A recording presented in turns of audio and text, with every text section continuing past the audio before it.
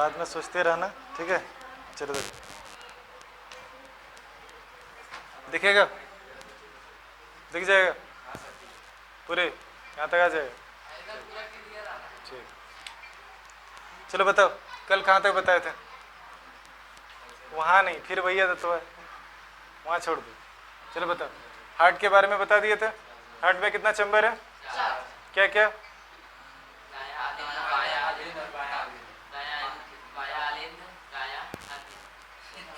नीला।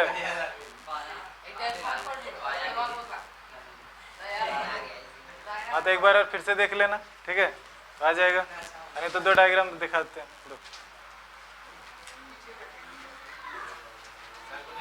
दोनों शॉर्ट में दिखा देते हैं। देखो दिख जाएगा।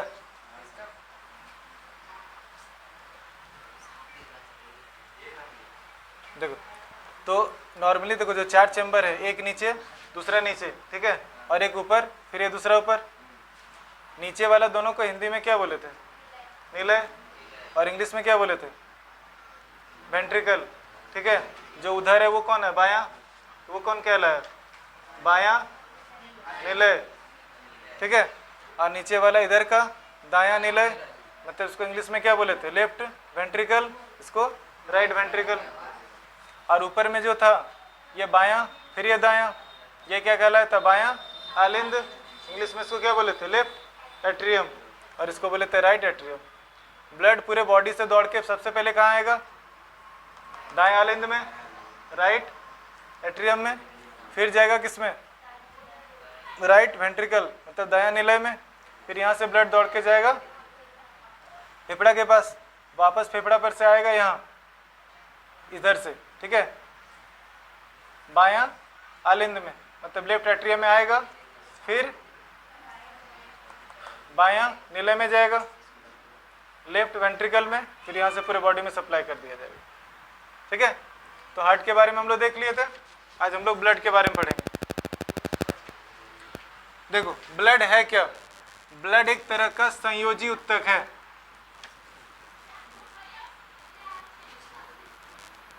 ठीक है। इसको हम लोग बोल सकते हैं कनेक्टिव टिश्यू, वहां छोड़ो, ठीक है। अब संयोजी उत्तक है क्या?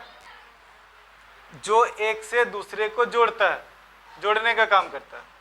तो ब्लड पूरे बॉडी को जोड़ रहा है, ऐसे नहीं कि पूरा हाथ को जोड़ दिया या पैर को जोड़ दिया, ऐसे नहीं जोड़ रहा, लेकिन कनेक्शन सबसे है। हाथ से भी है, सिर से भी है, पैर से भी है, मतलब ब्लड जहाँ जहाँ से दौड़ के पूरे बॉडी में सर्कुलेट किया, हर जगह उसका कनेक्शन है। जैसे मान लो कोई स्टूडेंट स्कूल गया, तो स्कूल में उसका कांटेक्ट सारे टीचर से है, स्टूडेंट से है, सबसे है ना। मतलब ऐसा नहीं कि उसका घर का काम कर रहा है या उसका घर का काम ये कर रहा है, वो ऐसा नहीं, लेकिन हाँ जान पहचान है उससे, उससे मतलब कर सकते हो कनेक्शन है। तो ठीक उसी तरह ब्लड का पूरे बॉडी के हर एक अंग से इसका कनेक्शन है। तो वो जो कनेक्शन इसके कारण से इस तरह का जो टिश्यू है उसको हम लोग बोलते हैं कनेक्टिव टिश्यू, या फिर हिंदी में इसको बोला गया संयोजी उत्तक, ठीक है। अब ये संयोजी उत्तक है। अब इस उत्तक में सबसे बड़ा इसका खासियत क्या है कि हमारे शरीर का लगभग 7% भाग जो है वो ब्लड है। हमारे शरीर में जैसे मान लो किसी का वजन है 70 किलोग्राम, ठीक है, तो अगर 70 किलोग्राम वजन है तो उसके बॉडी का 7%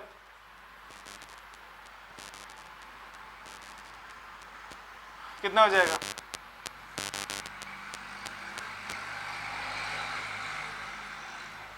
लगभग इतना किलोग्राम उसके बॉडी में ब्लड होगा, ठीक है। मतलब उसके बॉडी में हाँ ब्लड है, लेकिन ब्लड में भी अलग अलग तरह का कंपोनेंट है, तो उस हिसाब से देखा जाए तो इससे कम हो जाएगा, इतना डायरेक्ट नहीं होगा। लेकिन एवरेज देखा जाए तो लगभग हर व्यक्ति के शरीर में उसके शरीर का जितना भार है या जितना उसका क्षमता है उसका 7% ब्लड होता है। थोड़ा किसी का कम हो जाए ज़्यादा हो जाए वो अलग बात है, लेकिन नॉर्मली 7% होता है। अब जो ब्लड है वो ब्लड का पीएच वैल्यू ये होता है 7.4, ठीक है। पीएच वैल्यू उसमें नहीं पढ़ा है तुम लोग को, थोड़ा सा बाकी है, वो चैप्टर हम लोग अभी तक नहीं किए हैं। मतलब ये बताता है कि अगर पीएच मतलब पीएच एक स्केल है, इसका वैल्यू अगर पूरी 7 पे है, वो ना तो एसिडिक है ना ही बेसिक है, ना तो वो अम्लीय है ना ही क्षारीय है। अगर 7 से ज़्यादा जाने लगे तब वो कहलाएगा क्षारीय, मतलब इसमें बेस का गुण आएगा। और अगर इससे कम आया तो ये कहलाएगा एसिडिक, तब एसिड अम्लीय। ठीक है, तो इसका वैल्यू अगर 7.4 है तो 7.4 किधर होगा, इधर। तो ये कैसा है, क्षारीय है। मतलब अगर देखा जाए तो ब्लड जो है वो स्वाद में क्या होगा, ये खट्टा होता है, ये थोड़ा खारा टाइप का होगा, मतलब ये नमकीन टाइप का। ब्लड का भी होता है।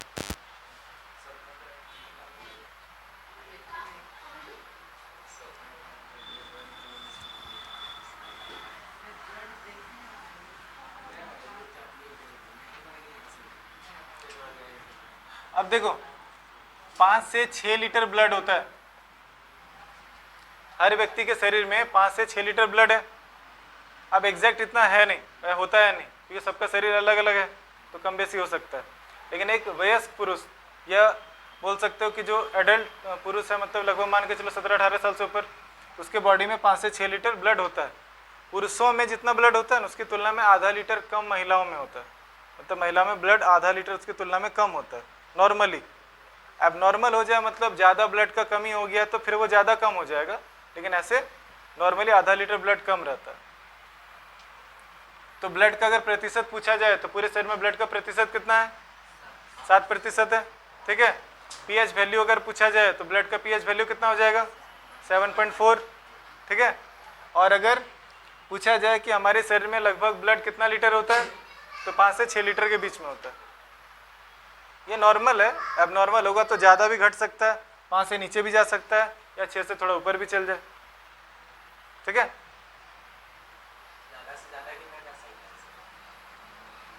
ज़्यादा कितना जाएगा, जैसा खाता पीता प्राणी उसके हिसाब से जाएगा। क्योंकि देखो आगे चल के हम लोग को पढ़ना है कि उसका लाइफ टाइम कितना है। जो ब्लड है ना, जिसमें बोल सकते हो कि जिससे हम लोग को पता लगता है कि हमारी बॉडी में कितना ब्लड है, जिसे हेमोग्लोबिन बोल सकते हो। तो हेमोग्लोबिन का लाइफ टाइम है 20 से 120 दिन, 20 दिन से लेकर 120 दिन तक ही वो जिंदा रहता है। ठीक है, एक एक करके सब पढ़ेंगे हम लोग, टेंशन नहीं लेंगे। ठीक है, तो ये क्लियर हो गया। तो ब्लड का ये कुछ ऐसा गुण है। अब ब्लड में 2 तरह का कंपोनेंट होता है, एक को बोलते हैं हम लोग प्लाज्मा,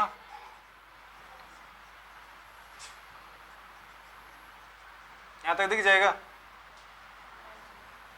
दिख रहा है।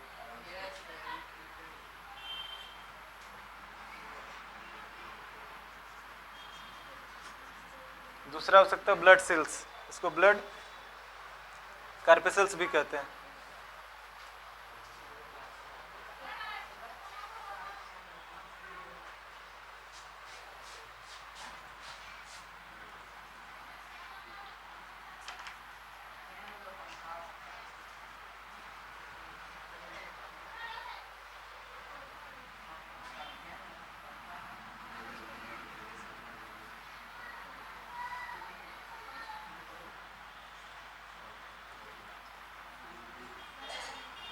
हिंदी में इसको रुधिराणु कहा गया। ठीक है, रुधिर जो है, रुधिर ब्लड को कहा जाता है, तो उसका जो अणु है उसको रुधिराणु कहा गया।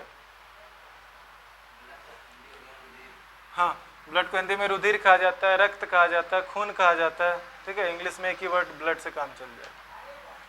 अब ये जो प्लाज्मा है, प्लाज्मा का 2 कंपोनेंट है, 2 पार्ट है। एक है प्लाज्मा में सेरम, और दूसरा है एक तरह का प्रोटीन है। ठीक है, इसको हम लोग बोलते हैं, अच्छा रुको इसको पहले देख लो। ये जो प्लाज्मा है, प्लाज्मा का खूबी क्या है, ये बॉडी का वो पार्ट है जो जीवित नहीं है। प्लाज्मा जिंदा नहीं होता है, मतलब इसमें जान नहीं है, लेकिन एक ऐसा चीज है जिसमें ब्लड होके पूरे बॉडी में सप्लाई किया जाता है। इसमें सीरम होता है। सीरम क्या है, अगर पूरा प्लाज्मा 2 चीज से मिलकर बना हुआ, एक सीरम है और एक तरह का प्रोटीन है, उसका नाम है फाइब्रिनोजन।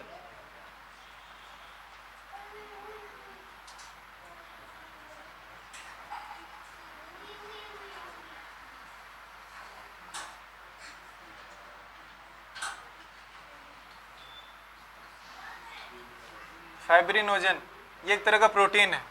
फाइब्रिनोजन और सीरम दोनों मिल के प्लाज्मा बनता है। और प्लाज्मा जो है अगर कह दो कि उस पर फाइब्रिनोजन ये प्रोटीन निकाल लो तो क्या रह जाएगा, सीरम। और यही जो सीरम है इसके आधार पे ब्लड का टेस्टिंग किया जाता है। जैसे हम लोग खून का जांच करते हैं ना लेबोरेटरी वगैरह में, ठीक है, तो लेबोरेटरी वगैरह में जितना जांच होगा वो सब इसी सीरम का ही जांच किया जाता है। तो फाइब्रिनोजन वो प्रोटीन है, ठीक है। यही चीज़ वो है जो हम लोग को ब्लड को जमने में मदद करता है। इसको निकाल दिया जाए तो ब्लड ऐसे नॉर्मली नहीं जमेगा। फिर आता है रुधिराणु, इसको 3 पार्ट में बांटा गया है। एक बोलते हैं रेड ब्लड सेल, दूसरा है वाइट ब्लड सेल और तीसरा है प्लेटलेट्स।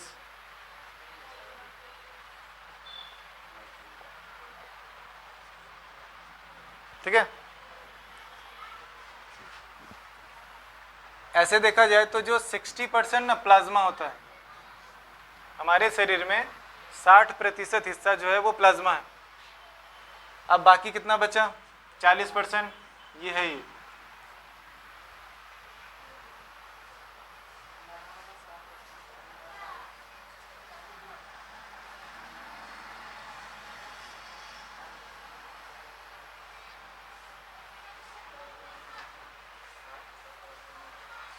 अब प्लाज्मा जो 60% है, प्लाज्मा का काम क्या है?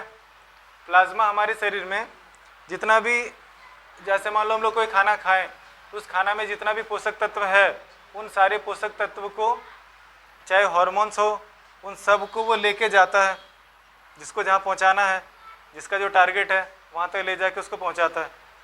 ठीक है, तो वहाँ तक उसको ले जाके पहुँचा देगा। तो प्लाज्मा का मेन काम ये है। अब फिर उसी में मिला हुआ ब्लड, तो ब्लड का सेल्स और प्लाज्मा दोनों मिलकर जो ब्लड हमको दिखता है वही चीज़ है, उसमें प्लाज्मा मिला हुआ है। प्लाज्मा का 3 मेन पार्ट है प्लाज्मा, ये ब्लड सेल का। तो ब्लड कार्पेसल्स अगर बोला जाए तो उसका परसेंटेज कितना है, 40% है। बाकी 60% कौन है, प्लाज्मा। अब ब्लड कार्पेसल्स जो है उसमें 3 पार्ट है, आरबीसी, डब्ल्यूबीसी और प्लेटलेट्स। आरबीसी क्या है, रेड ब्लड सेल्स या रेड ब्लड कार्पेसल्स बोल सकते हो। ठीक है, ये वो पार्ट है जो हमारे शरीर में क्या करेगा, ऑक्सीजन लेके जाएगा। इसी में जो हेमोग्लोबिन होता है, तो हेमोग्लोबिन वाला जो सेल है वो क्या करेगा, बॉडी में ब्लड का जो सेल्स है हेमोग्लोबिन वाला, वो ऑक्सीजन को लेके जाएगा और पूरे बॉडी में सर्कुलेट करके फिर वहाँ से कार्बन डाइऑक्साइड लेके आएगा। मेन काम उसका वही। तो ये आरबीसी जो है ये बनता कहाँ है, इसको हम लोग कहते हैं अस्थि मज्जा। हम लोग का जो बोन मैरो होता है ना, हम लोग का बोन मैरो में बनता है। ठीक है, बोन मैरो कह सकते हैं, जैसे हम लोग का हड्डी होता है तो हड्डी के भीतर में मैरून कलर का एक तरह का पेस्ट टाइप का रहता है। ठीक है, वहाँ ही ब्लड बनता है, ये बोन मैरो कहलाता है। तो आरबीसी बन कहाँ रहा है, बोन मैरो में। जब आरबीसी, अब देखो आरबीसी का लाइफ टाइम कितना होता है, 20 दिन से लेकर 120 दिन तक। कम से कम 20 दिन तक जिंदा रहेगा और ज़्यादा से ज़्यादा 120 दिन तक जिंदा रहेगा, उसके बाद मर जाएगा। अब मर जाएगा तो जाएगा कहाँ, वो जाएगा स्प्लीन, प्लीहा या फिर जो लीवर है वहाँ। इसी कारण स्प्लीन या इसको उसका ग्रेवयार्ड कहा गया, मतलब उसका कब्र, जहाँ के उसको दफना दिया जाता है। अब रेड ब्लड सेल का मेन काम है ऑक्सीजन लेके जाना, मतलब यही ऑक्सीजन को लेके जा सकता है, ये सब ऑक्सीजन लेके जा नहीं सकता। तो ऑक्सीजन ले जाने लाने का मतलब ऑक्सीजन को ले जाने और कार्बन डाइऑक्साइड को लाने का काम कौन कर रहा है, ये आरबीसी कर रहा है। लाइफ टाइम पूछेगा इसका जीवन अवधि कितना होता है, 20 दिन से लेके 120 दिन तक का। बनता कहाँ है, बोन मैरो में, और जाके दफन कहाँ होता है, स्प्लीन मतलब प्लीहा।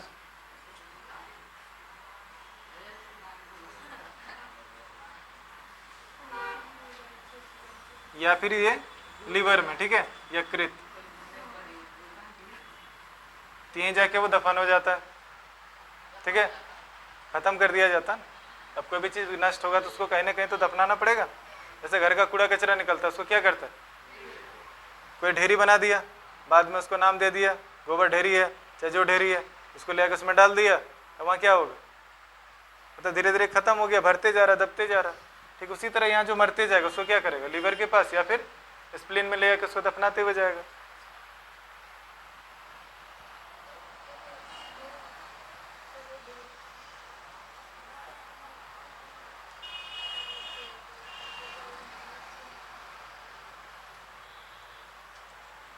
अब देखो आरबीसी मतलब रेड ब्लड सेल बनने के लिए क्या क्या चीज चाहिए। पहला उसको प्रोटीन चाहिए,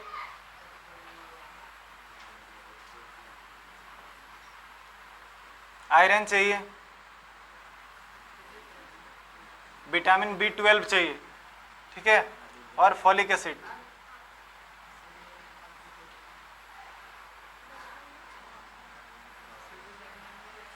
अगर किसी के शरीर को प्रोटीन नहीं मिल रहा है, आयरन नहीं मिल रहा है, विटामिन B12 नहीं मिल रहा है, इसको यहाँ लिख सकते हो विटामिन, नीचे तक का दिखेगा सर, दिख रहा है B12 तो दिख रहा है, ये नीचे वाला लाइन नहीं दिख रहा। तुमको फुटा हुआ से मतलब नहीं दिख रहा है कि नहीं, बोर्ड में नहीं दिख रहा, तो ठीक है यहाँ बता देता हूँ।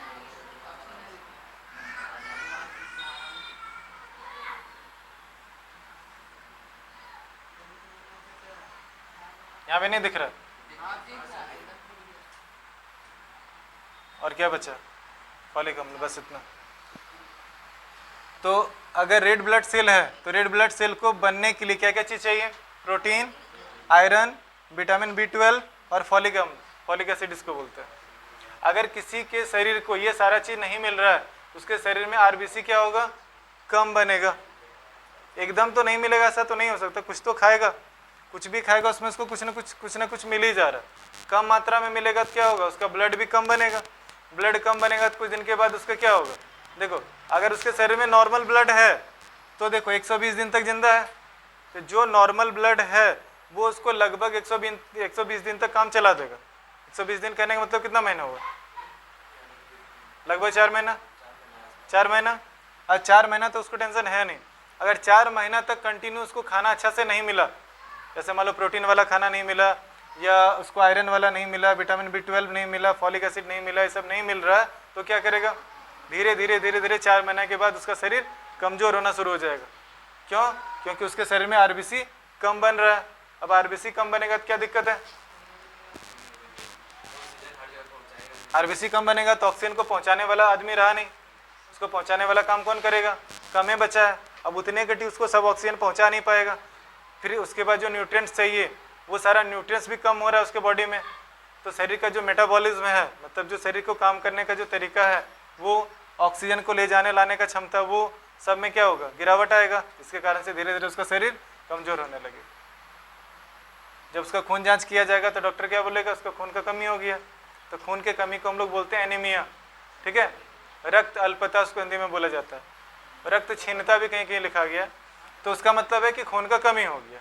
अब खून का कमी हो जाए तो क्या करेगा, फिर डॉक्टर उसको वैसा दवाई देगा, इसमें फॉलिक एसिड होगा, विटामिन B12 होगा, आयरन होगा, प्रोटीन होगा। या नहीं तो क्या बोलेगा, उस तरह का खाना खाओ,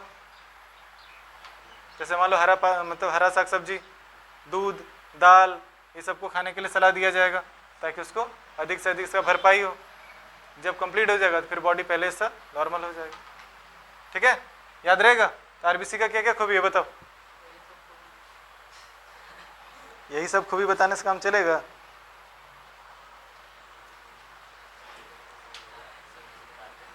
चलो सुनो, तो आरबीसी है क्या, ब्लड का वो पार्ट है जो ऑक्सीजन लाने ले जाने का काम कर रहा है।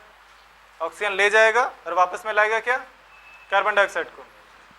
उसके साथ साथ क्या है, ये बनता कहाँ है, अस्थि मज्जा, बोन मैरो में। ठीक है, हम लोग का जो हड्डी होता है ना, उस हड्डी के अंदर में खाली जगह है, और उसके अंदर में इसका सब फैक्ट्री वहीं बनेगा। हाँ, हर रोज बनता है, हमेशा बनता है, और जो बन गया उसका लाइफ टाइम कितना दिन तक है, मैक्सिमम 120 दिन तक। 120 दिन के बाद वो खत्म। ठीक है, सैलरी नहीं मिल रहा है तो तुम्हारा शरीर इतना मतलब खड़ा कैसे है। जिस दिन उसका सैलरी देना बंद कर देगा, उससे अगला दिन से लोग तुम्हारा खाना पीना बंद कर देगा।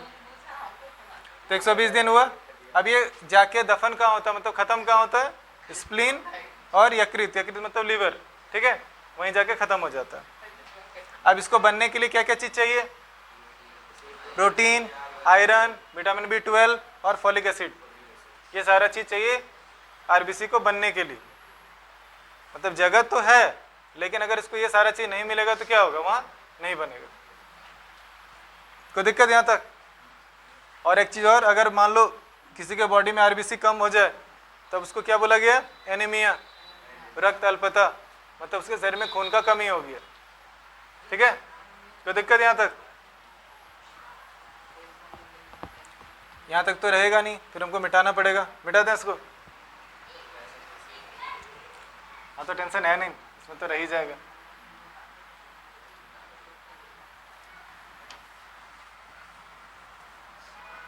अब आता है WBC। चलो बताओ, WBC के बारे में कुछ जानते हो?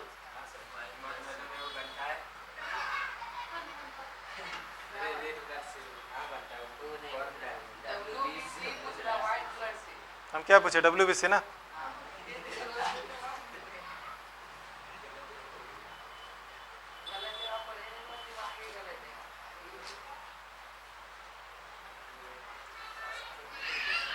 देखो WBC, इसको हम लोग व्हाइट ब्लड कार्पेसल्स बोलते हैं, ठीक है। ये श्वेत रक्त कणिकाएं कहलाता है, मतलब ये एक्चुअल में रेड है नहीं, ये रेड है, इसके कारण से पूरा जो चीज़ है ना सब रेड दिखता है। जैसे मान लो पानी का रंग क्या है, कुछ है नहीं, अगर लाल रंग उसमें मिला दिया जाए तो पूरा पानी का कलर भी क्या हो जाएगा, वैसा ही दिखने लगेगा ना। तो ब्लड जो हम लोग को दिखता है पूरा लाल दिखता है, तो उसमें व्हाइट वाला भी सेल्स है, लेकिन व्हाइट वाला सेल्स हम लोग को दिखता नहीं, क्योंकि रेड वाला उसको पूरा घोल के रखा हुआ है, उसके कारण से कम दिखता है या नहीं दिखता है कि व्हाइट से दिखेगा ही नहीं। तो WBC जो व्हाइट ब्लड कार्पेसल्स, ये हमारे बॉडी में बनता कहाँ है, ये भी बनेगा बोन मैरो में। ये एक जगह नहीं बनता, बोन मैरो में भी बनता है, लीवर मतलब यकृत में भी बन जाता है, और स्प्लीन में भी बन जाता है, प्लीहा, ठीक है। ये यहाँ भी बनता है, यहाँ भी बनता है, यहाँ भी बनता है, हर जगह बन जाता है। अब इसका लाइफ टाइम कितना है, 2 से 4 दिन बस। वो था 20 से 120 दिन तक जिंदा रहता था, ये 2 से 4 दिन तक जिंदा रहेगा। और ये मरने के बाद कहाँ रहेगा, ब्लड में, रक्त में ही मिल जाएगा। नहीं, जिंदा नहीं होगा, वापस जिंदा नहीं होता है। एक बार मर गया तो मर गया, फिर दोबारा जिंदा नहीं होगा। ऐसे रेड ब्लड सेल भी मर गया तो मर गया, जिंदा नहीं होता है, फिर दूसरा बनेगा वो। अब बनने के लिए क्या क्या चीज़ चाहिए, तो था प्रोटीन, आयरन चाहिए, फॉलिक एसिड है, विटामिन B12 है, तो वो उसको बनने में, मतलब नया वाला बनने में मदद करेगा। मर गया वो दोबारा जिंदा नहीं होगा, ये तो खराबी है ना। जन्म लिया जो मर गया, दोबारा नहीं आने वाला वो, ठीक है। हाँ हाँ, थोड़ा दिक्कत हो जाता है। अब देखो WBC का काम, मतलब WBC है क्या, एक तरह का ऐसा कंपोनेंट ब्लड का जो कहाँ बनता है, बोन मैरो, अस्थि मज्जा में, स्प्लीन में, यकृत में मतलब लीवर में, इन जगहों में बन जाता है। इसका लाइफ टाइम कितना है, 2 से 4 दिन तक, ठीक है, 2 से 4 दिन तक ही रहता है, उसके बाद खत्म। उसके बाद इसका मतलब मरने के बाद ये कहाँ जाके रहता है, ब्लड में ही मिल जाता है, ठीक है। अब इसका काम क्या है, उसका तो काम था ऑक्सीजन को लेके जाना, कार्बन डाइऑक्साइड वापस लाना। इसका काम क्या है, इसका काम है बीमारी से शरीर को बचाने के लिए उन सब कीटाणु जीवाणु जो कुछ है उस सबसे लड़ना, ठीक है। हाँ, मतलब ये काम क्या करेगा, प्रतिरक्षा का काम करेगा।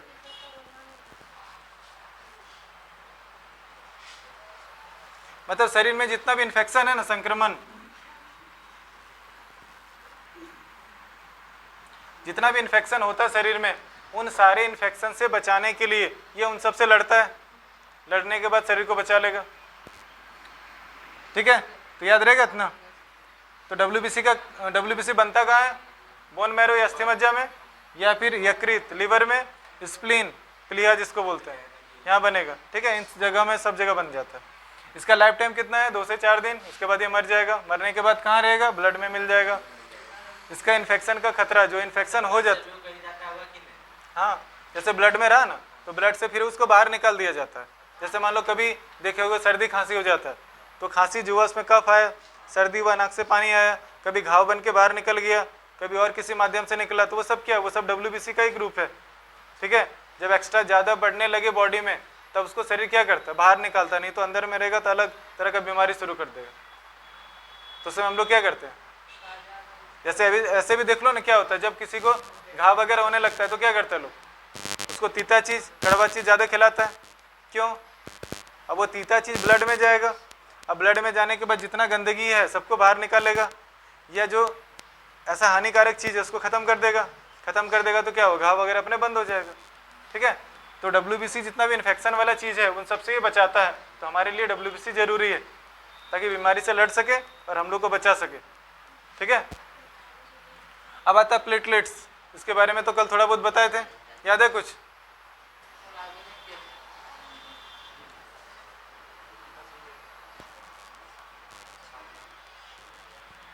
अब इसका भी देखो निर्माण जो होता है ना वो अस्थि मज्जा में होता है। यहाँ तक देखो दिख रहा है,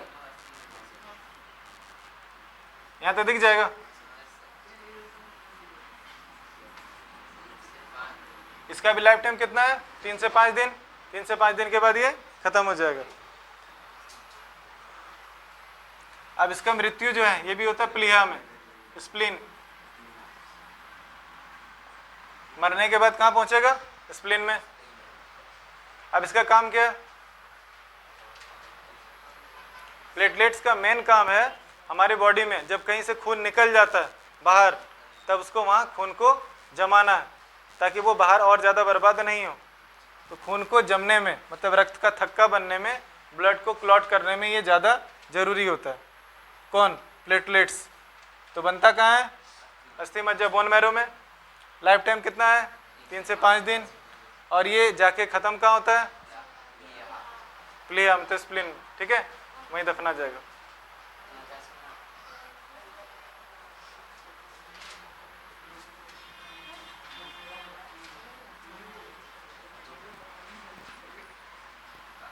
रक्त का थक्का मतलब ब्लड को क्लॉट करने में मदद करता है। ठीक है, याद रहेगा। अब देखो कभी कभी जब किसी को डेंगू बुखार हो जाता है तो डेंगू बुखार क्या करेगा, इसका प्लेटलेट्स को घटा देता है बहुत तेजी से, जिसके चलते उसका जान भी जा सकता है। तो डेंगू बुखार में जो प्लेटलेट्स घटने लगता है ना, या मान लो प्लेटलेट्स का जब जांच कराया तो देखा बहुत जल्दी गिरने लगा, तो समझ जाता है इसका स्थिति खराब है, फिर उसको उसके हिसाब से ट्रीटमेंट शुरू कर दिया जाता है। ठीक है, चलो बताओ RBC कहाँ बनता है, बोन मैरो में। RBC का लाइफ टाइम कितना है, जीवन अवधि 20 दिन से लेके 120 दिन तक। मरने के बाद खत्म कहाँ होगा जाके, स्प्लीन में और फिर लीवर में। ठीक है, यकृत में। अभी हमारे शरीर में क्या काम करेगा, ऑक्सीजन को ले जाएगा और वहां से कार्बन डाइऑक्साइड को लेके आएगा। और RBC बनने के लिए क्या क्या चीज चाहिए,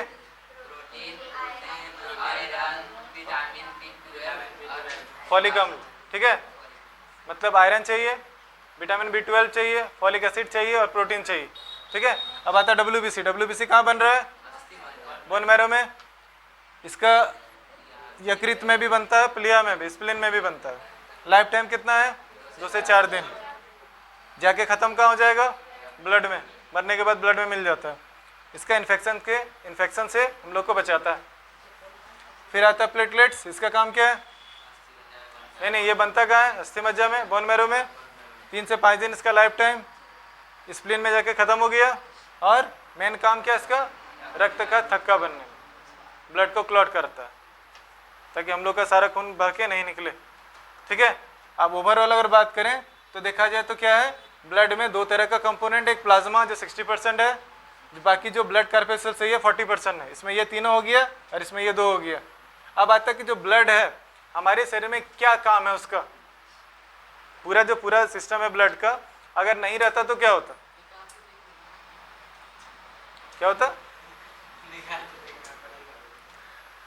आखिर हमारे शरीर में उसका कुछ काम है ना। तो जो काम है, क्या काम है, देखो सबसे पहला काम है कि हमारे शरीर में जितना जो जरूरी चीज है, जैसे ऑक्सीजन को कहीं पहुंचाना है, हम लोग जो खाना खाएं उसमें जो भी पोषक तत्व आया, न्यूट्रिएंट्स है, उन सारे न्यूट्रिएंट्स को जगह जगह पहुंचाना है। कोई गंदगी निकला, उस गंदगी को ले जाके कहीं निकालना है। तो जो जरूरी चीज़ है उसको रखना है, खराब चीज़ को निकालना है, फिल्टर करना है, इसके पास भेजना, उसके पास भेजना, तो सबको लाने ले जाने में कौन मदद करता है? वही है ब्लड, खून, ये उसको मदद करता है सारे सिस्टम में। ठीक है, ये सब जगह मदद करता है ताकि आराम से उसको यहाँ से यहाँ ले जाया जा सके। क्या चीज जो बताएं वो? अच्छा ठीक है, देखो सबसे पहले हम लोग देखो ब्लड जो है वो कर क्या रहा है, हमको जो जरूरी चीज़ है हमारे शरीर में, जरूरी चीज़ मतलब जो खाना खाएं, कार्बोहाइड्रेट है, प्रोटीन है, वसा है या विटामिन है या और जो कुछ है, उन सबको खाने में मतलब खाना पचने के बाद वो ब्लड में मिला, तो ब्लड उसको ले जाके हर टारगेट तक पहुंचाएगा। किसको लीवर के पास लेके जाना है, किसको किडनी के पास लेके जाना है, किसको किस अंग के पास लेके जाना है, तो किस में से होके जाएगा? ब्लड में ही होके जाएगा ना। एक काम ये। दूसरा जो हम लोग का बॉडी में हार्मोन्स है, अलग अलग तरह का जो हार्मोन्स अलग अलग जगह से निकला, वो भी ब्लड में बहुत जगह मिला दिया जाता है, वो ब्लड उसको दौड़ाते हुए अलग अलग जगह पे पहुंचा दिया जाता है। ठीक है, जैसे मान लो जब हम लोग को कभी डर लगता है, तो डर लगने वाला जो मेन काम है, जो हम लोग को डर लगता है, डर लगने के कारण क्या होता है? दिल का धड़कन बढ़ जाता है, पसीना आने लगता है, सांस तेजी से चलने लगता है। तो ये सब कैसे पता चलता हम लोग? तुमको कुछ नहीं है, अचानक तुमको याद आया या रात में निकल गए, अंधेरा है, बारिश हो रहा है, लाइन नहीं है, और तुमको अचानक लगा कि कोनो पेड़ पे वाइट जैसा कुछ, सफेद जैसा कुछ पैर झुला रहा है, तो वहां से तुम्हारा कुछ बोलना नहीं है, अपने आप को बताना भी नहीं है कि भूत है, नहीं है। दिमाग सोच लेगा, आंख देख चुका है ना, दिमाग सोच लेगा, दिल का धड़कन बढ़ने लगा, सांस तेजी से, पैर हाथ थरथराने लगा, या भागने का प्लानिंग बन चुका है कि अब लगा दौड़ने शुरू। ठीक है, तो उस कंडीशन में क्या है कि हम लोग के किडनी के ऊपर में टोपी जैसा एक डिजाइन है, उसका नाम है एड्रिनल ग्रंथि। ठीक है, वहां से एड्रिनल ग्रंथि, एड्रिनल ग्लैंड उसको बोलते हैं, तो वहां से एड्रीनेलिन नाम का एक हार्मोन निकलता है। वो क्या करता है, ब्लड में मिल गया, ब्लड में मिलने के बाद वो दौड़ते हुए हार्ट के पास गया, उसको बता दिया अरे वैसे खतरा है, तुम शुरू हो जाओ। वो अपना धड़कन बढ़ा दिया, सांस तेजी से लेने लगा, और हाथ पैर अपना एक्टिव हो गया, या तो भागने लगेगा या तो थरथरा के वहीं खड़े रह जाए, कुछ नहीं कर पाएगा। ठीक है, तो वैसे हो जाएगा। तो वो सारा काम जो हार्मोन्स का जो टारगेट पहुंचाना है, किसको यहाँ तक लेके जाना है, उसको वहां तक, हला नहीं सुनो, तो जहाँ जिसको लेके जाना है वहां तक उसको लेके जाएगा। तो लेके जाएगा कौन? ब्लड ही लेके जाता है। उसके बाद एक और चीज है कि हमारे बॉडी का टेम्परेचर मेंटेन रहता है ब्लड से। ब्लड हम लोग का बॉडी का टेम्परेचर मेंटेन करके रखता है, क्योंकि हम लोग के शरीर को इतना गर्मी चाहिए, इतना हीट चाहिए ताकि सारा काम होगा। ठंडा पड़ जाएगा ना शरीर तो काम नहीं करेगा।